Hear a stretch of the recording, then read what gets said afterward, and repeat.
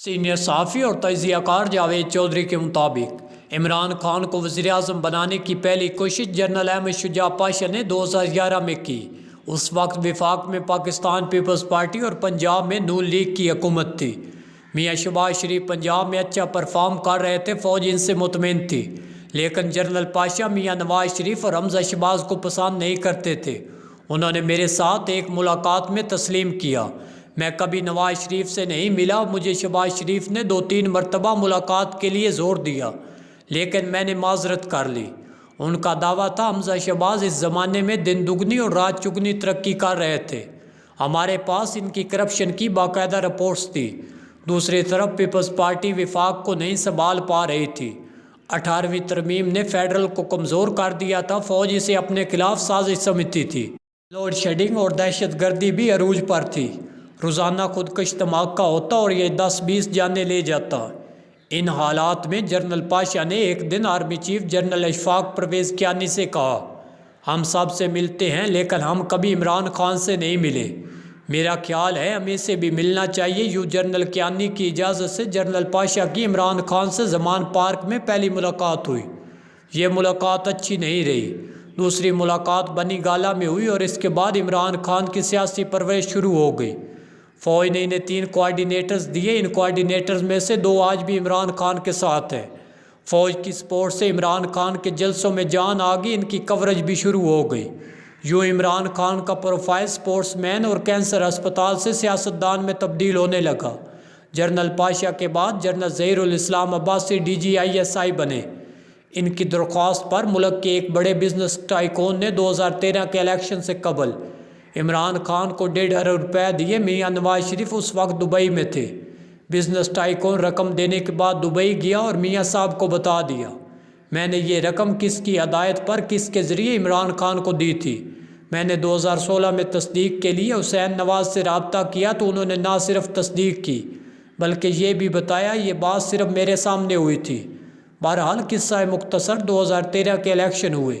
عمران خان نے قومی اسمبلی میں 27 سیٹیں حاصل کر لی۔ یہ بڑا جمپ تھا، مگر عمران خان خود کو وزیر اعظم سمجھ رہے تھے، لہٰذا نتائج نے انہیں حیران کر دیا۔ نومبر 2013 میں جنرل رئیس شریف آرمی چیف بن گئے۔ یہ نواز شریف کے فین تھے، لیکن جنرل عباسی اور ان کی ٹیم شریف برادران کو برداشت کرنے کے لیے تیار نہیں تھی۔ اس دوران مزید 3 واقعات ہو گئے جن سے فوج اور نواز شریف کی دوریاں بڑھ گئی۔ نواز شریف نے CPEC شروع کرا دیا۔ امریکہ اس پروجیکٹ سے خوش نہیں تھا۔ دوسرا، نواز شریف نے افغانستان میں اشرف غنی سے ڈائیلاگ شروع کر دیے۔ تیسرا، یہ بھارت کے ساتھ بھی گفتگو کرنے لگے۔ یہ ایشوز دراصل فوج کے کور ایشوز تھے، لہٰذا یہ نواز شریف سے ناراض ہوگی۔ فوج کے اس دوران یہ بھی محسوس ہونے لگا، نواز شریف دھڑا دھڑ بجلی اور گیس کے منصوبے بھی شروع کر رہا ہے، معیشت بھی مضبوط ہو رہی ہے۔ یہ سلسلہ اگر چلتا رہا تو 2018 میں بھی نواز شریف وزیر اعظم بن جائے گا، اور اگر اسے ایک اور ٹرم مل گئی تو یہ 15-20 سال نہیں جائے گا۔ فوج یہ بھی جانتی تھی نواز شریف کا راستہ صرف عمران خان روک سکتا ہے۔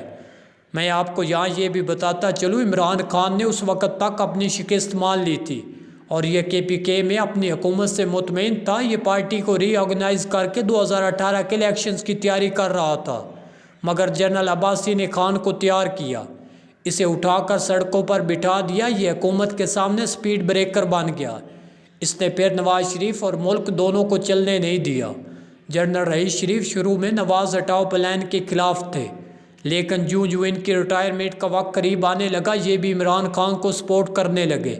اس سپورٹ کا واحد مقصد ایکسٹینشن تھی اور ایکسٹینشن کے لیے ڈان لیکس کو بھی ایشو بنایا گیا، پاناما سکینڈل کو بھی استعمال کیا گیا، مگر ان تمام سکینڈلز اور دباؤ کے باوجود نواز شریف نے رئیس شریف کو ایکسٹینشن نہیں دی، حتیٰ کہ یہ پرپوزل رئیس شریف خود بھی نواز شریف کے پاس لے کر گئے، مگر وزیر اعظم نے انکار کر دیا۔ جنرل باجوہ کا دور آ گیا۔ جنرل باجوہ بھی نواز شریف کے فین تھے، یہ معاملات کو حل کرنا چاہتے تھے، لیکن فوج میں اس وقت تک عمران خان کا دھڑا مضبوط ہو چکا تھا۔ اس دھڑے نے جنرل باجوہ کو نواز شریف کے ساتھ نہیں چلنے دیا۔ ڈان لیکس کی رپورٹ پر ISPR کا ٹویٹ آیا، پھر اس ٹویٹ کی واپسی نے بھی جنرل باجوہ کو عمران خان کے قریب دھکیل دیا۔ جنرل باجوہ نے ایک بار خود اعتراف کیا، ہم جب ٹویٹ واپس لینا چاہتے تھے تو نون لیگ کے اپنے وزراء میرے پاس آ کر کہتے تھے سر فوج کبھی پیچھے نہیں ہٹتی، گویا اس وقت نون لیگ کے اندر بھی عمران خان کے سپورٹر اور نواز شریف کے مخالف موجود تھے۔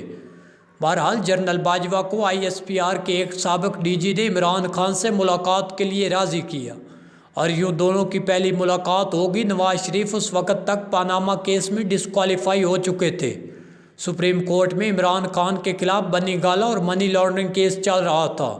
یہ کیس حنیف عباسی نے دائر کیا تھا۔ عمران خان اس کیس میں سیدھے سادھے ڈسکوالیفائی ہو رہے تھے۔ بہرحال خان نے جنرل باجوہ سے مدد مانگی۔ جنرل باجوہ نے انہیں بچا لیا، مگر اس کوشش کے دوران جہانگیر ترین بیلنسنگ ایکٹ کا نشانہ بن گئے۔ جنرل باجوہ اور جنرل فیض حمید عمران خان کو وزیر اعظم بنانے میں مصروف ہو گئے۔ میاں شہباز شریف ان کے راستے کی بڑی رکاوٹ تھے۔ اس کی وجہ پنجاب میں شہباز شریف کی پرفارمنس تھی۔ نون لیگ نے بلا شبہ خوفناک رکاوٹوں کے باوجود پرفارم کیا تھا، لہٰذا پنجاب نون لیگ کا تھا اور پنجاب کی مدد کے بغیر عمران خان وزیر اعظم نہیں بن سکتا تھا۔ لہٰذا پنجاب میں سیاسی انجینئرنگ شروع کر دی گئی۔ الیکٹیبلز کو توڑ کر پی ٹی آئی میں شامل کیا گیا۔ حلقے بھی بدل دیے گئے۔ نواز شریف کو جیل میں بند کر دیا گیا۔ شہباز شریف کو تیسری بار وزیر اعلیٰ پنجاب کا لارا بھی دے دیا گیا۔ لیکن اس کے باوجود 2018 کے الیکشن میں نون لیگ کو ووٹ پڑ گئے، لہٰذا جنرل فیض حمید کو آر ٹی ایس بٹھانا پڑ گیا۔ یوں عمران خان کامیاب ہو گئے، مگر ان کے پاس بڑی باریک سی اکثریت تھی۔ جنرل فیض حمید کو اتحادیوں کا بندوبست کرنا پڑ گیا اور یوں عمران خان وزیر اعظم بن گئے۔ عمران خان خالصتاً اسٹیبلشمنٹ کی پیداوار تھے۔ ان کی پارٹی تک فوج نے بنائی تھی۔ بازار روڈ کے دفتر کا کرایہ بھی ریٹائر فوجی دیتے تھے۔ لیکن عمران خان کیونکہ ایک انتہائی چالاک انسان ہے، لہٰذا یہ 20 سالہ ساتھ کی وجہ سے فوج کی کمزوریاں جان گئے۔ یہ سمجھ گئے تھے نواز شریف اور زرداری فوج پر اعتبار کے لیے تیار نہیں، اور فوج بھی اب ان کی طرف نہیں جائے گی۔ دونوں کے درمیان ٹرسٹ ڈیفیسٹ ہے، لہٰذا اب فوج کے پاس میرے علاوہ کوئی آپشن نہیں۔ دوسرا، فوج کبھی اپنے عوام کے سامنے کھڑی نہیں ہوگی۔ اس نے 1971 میں بنگلہ دیش میں اپنی عوام سے لڑ کر دیکھ لیا۔ یہ اب کبھی 1971 کی غلطی نہیں دہرائے گی۔ تیسرا، فوج اپنے امیج کے بارے میں بہت حساس ہے۔ یہ لوگ اپنی جان قربان کر دیتے ہیں مگر اپنے امیج پر آنچ نہیں آنے دیتے۔ چوتھا، فوج نے جنرل پاشا کے زمانے سے مجھے جونیئر افسروں میں قوم کا سیویئر بنا رکھا ہے، لہٰذا فوج کا 90% حصہ میری پوجا کرتا ہے۔ پانچواں، ملک کی 63% آبادی نوجوانوں پر مشتمل ہے۔